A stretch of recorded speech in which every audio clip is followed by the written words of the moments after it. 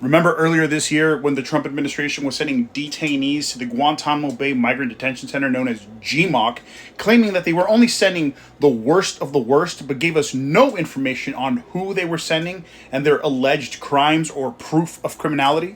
Resulting in a lawsuit from the ACLU attempting to gain access to the migrants that were sent to GMOC, only for it to then come out that they weren't sending the worst of the worst, they were just sending whoever, including low-risk migrants. That's people who did not have a criminal record.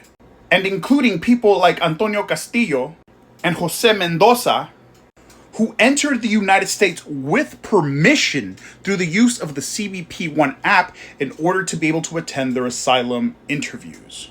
And I made videos and I even wrote an article talking about how this is concerning given the abuse that has already been faced by detainees in migrant centers within the United States. It was now concerning that these people were going to be sent into detention at Guantanamo Bay, where they could not be easily accessed by lawyers and human rights activists. Well, now, with Trump having invoked the Alien Enemies Act, the Trump administration has sent over 200 detainees to be held in a supermax security prison in El Salvador, claiming that those being sent are members of Tren de Aragua or MS-13.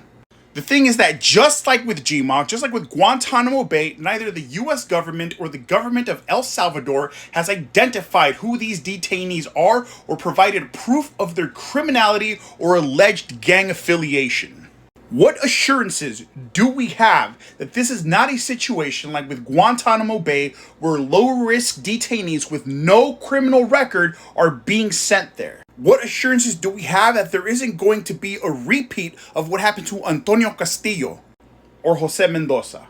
It's already concerning with the fact that we have no assurances that the people being sent here aren't innocent, that they aren't people who have no criminal backgrounds, who aren't gang affiliated. But what makes it even more concerning is this tweet here by Nayib Bukele, where he identifies that yes, the United States will be paying a very low fee in order for El Salvador to hold these detainees, but it's also likely that these detainees will be made a part of their zero idleness program in an attempt to essentially have the prison system sustain itself, which costs them $200 million a year, essentially admitting to making use of prison slave labor.